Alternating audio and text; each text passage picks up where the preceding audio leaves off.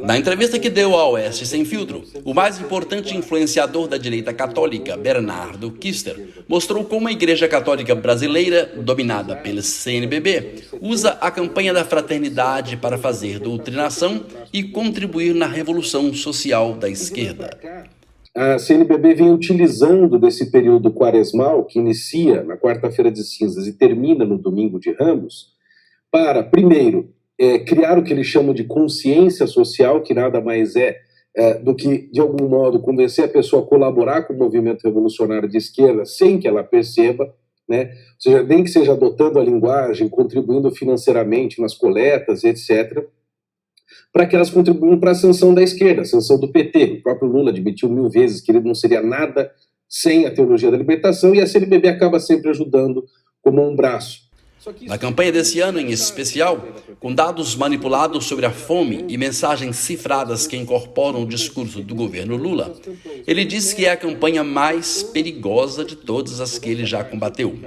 Desde 2018, eles aprenderam a não ter mais aquela linguagem explícita, então agora abusam de linguagem metonímica, de eufemismos, né? Estão atenuando certas expressões. Eles não usam mais o golpe da Dilma de 2016, agora eles usam desmonte das políticas públicas dos trabalhadores em 2016 para falar o que eles chamam de golpe, que foi o impeachment da Dilma. Usam estatísticas mentirosas, como vocês bem apresentaram aí a respeito da fome, dos 33 milhões, enquanto que o Banco Mundial, que não é uma organização católica de maneira alguma, diz que no Brasil, no máximo, você tem entre 4 e 5 milhões de pessoas em situação de fome de verdade. Agora, eles chegam a dizer, eu estou até aqui na minha mão, com o livrinho da campanha da fraternidade, que assim, o que para o meu desespero, para o bem da minha alma no purgatório, que eu acho que eu devo ter perdido uns anos de purgatório lendo isso, eles dizem que no Brasil há 125,2 milhões de pessoas que convivem com alguma insegurança alimentar. Mais de metade do país está em insegurança alimentar, só que é claro, a gente sabe que esse é um jogo de palavras.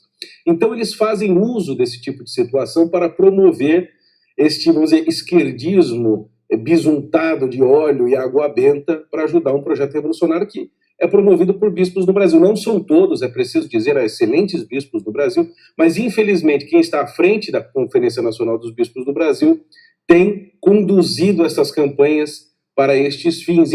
A partir dela, convém rever Eles Estão no Meio de Nós.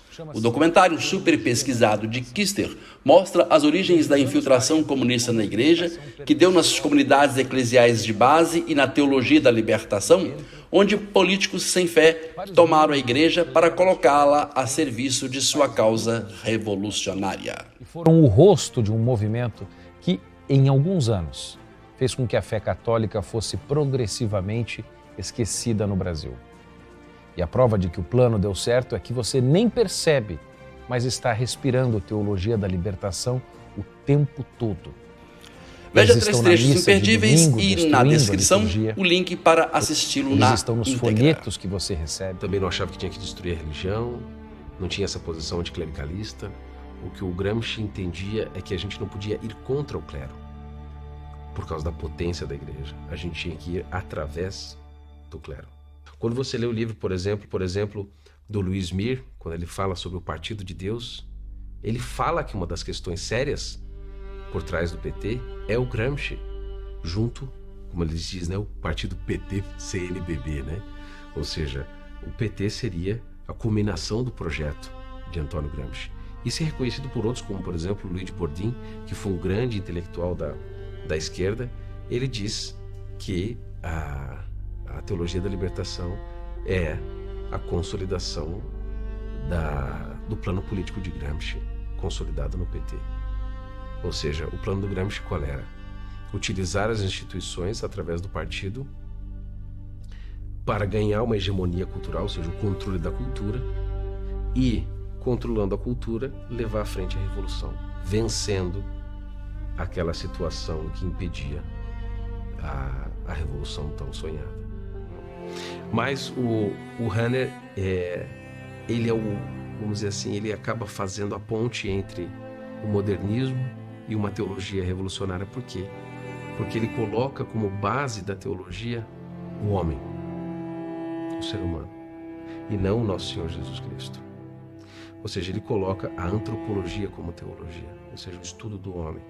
Isso vai desembocar depois lá na frente como o pobre como o local da teologia, que é o fundamento da teologia da libertação, ou seja, a opção preferencial pelo pobre. Y en el caso de la teología de la libertación para Brasil fue el caso de Rudolf Karl Buhlmann, ¿no? Que fue el elemento que, podemos decir, introdujo, ¿no?, aquella división entre un Cristo histórico y un Cristo da fe. Y a la hora de que tú separas, tiene dos efectos. Primero, toda la vida sobrenatural desaparece, porque el Cristo de la fe puede ser místico, puede ser una cuestión mítica, puede ser una cuestión inventada por la tradición, etcétera, porque en última instancia son interpretaciones de los evangelios, ¿no? Y claro, y conviertes un Cristo histórico en lo que tú quieras, porque ahí entra la antropología, entra la psicología, ahí entra la historia, entra toda la filosofía y tal, y conviertes, tienes una interpretação dos evangelhos, uma hermenêutica totalmente diferente. Além então de Karl Rahner colocar a teologia dele inteira e a filosofia dele fundada no homem, o que isso causa? Se ela está fundada no homem e na história, como era a preocupação dele, porque ele era um adepto de Hegel e Heidegger, por exemplo, quando você joga toda a teologia e filosofia para a história, o que você acaba fazendo? Você esquece do sublime, do transcendente, daquilo que está além desse mundo, do imanente. E a teologia da libertação é isso. Quando a gente vê os padres que não falam mais de céu, de inferno, de pecado, de Deus, dos anjos, nada. Tudo é pecado social, tudo é revolução nas estruturas, tudo a preocupação do mundo aqui que não resolve o problema do ser humano. Senão a gente vai ficar abandonado a nós mesmos.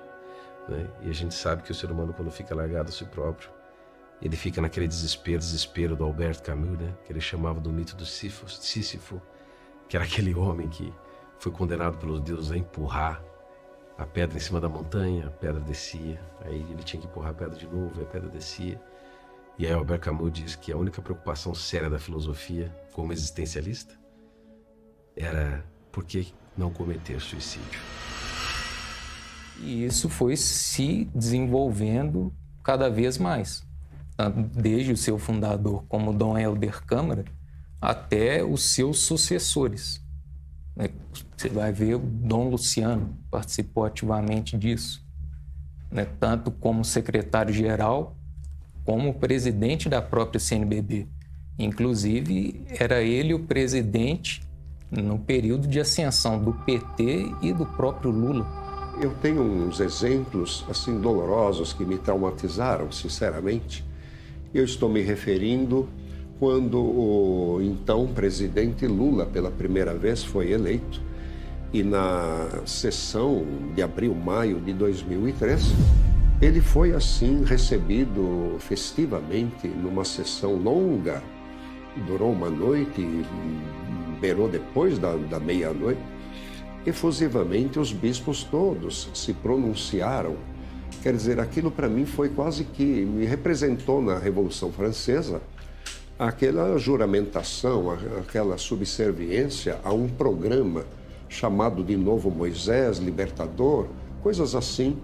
E cada bispo das comissões de então se pronunciaram, e o próprio presidente Lula, então presidente, também se pronunciou.